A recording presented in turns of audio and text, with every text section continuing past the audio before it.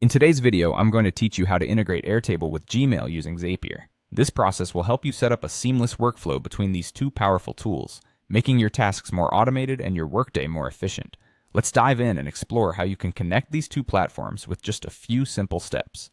First, we're going to create a Zap. If you're new to Zapier, a Zap is an automated workflow that connects your apps and services. It consists of a trigger and one or more actions.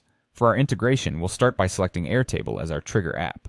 Once you're in Zapier, you'll want to search for Airtable in the app selections and choose it as your trigger. This step is crucial because it will notify Zapier of any new data or updates that occur within Airtable and prompt it to perform subsequent actions. Next, you'll need to connect your Airtable account to Zapier. This involves securely linking your Airtable account so Zapier can access your data when necessary. You may be prompted to log into your Airtable account and authorize Zapier's access. Don't worry, this connection is secure and your information remains safe.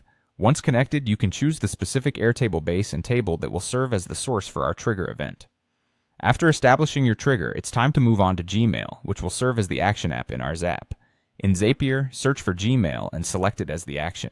Here, connecting your Gmail account follows a similar process to Airtable. You'll be asked to log in and authorize Zapier to manage emails on your behalf. This authorization is necessary for Zapier to send emails using your account whenever the trigger event in Airtable occurs. Now comes the exciting part, personalizing your email content with Airtable fields. You can customize the subject and body of the email using data from your Airtable records. This personalization is what makes the integration so powerful, allowing you to craft tailored emails with dynamically inserted information. You can pull in field data like names, dates, project details, or any relevant information found in your Airtable records to make your emails more specific and engaging. Finally, after setting up your Zap, you'll want to test everything to ensure it functions as expected.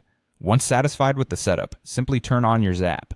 From this moment forward, Zapier will automate the process, helping you send personalized emails without manual effort. This integration is perfect for automating tasks, whether you're handling notifications, sending personalized emails, or managing projects with no-code solutions. And there you have it.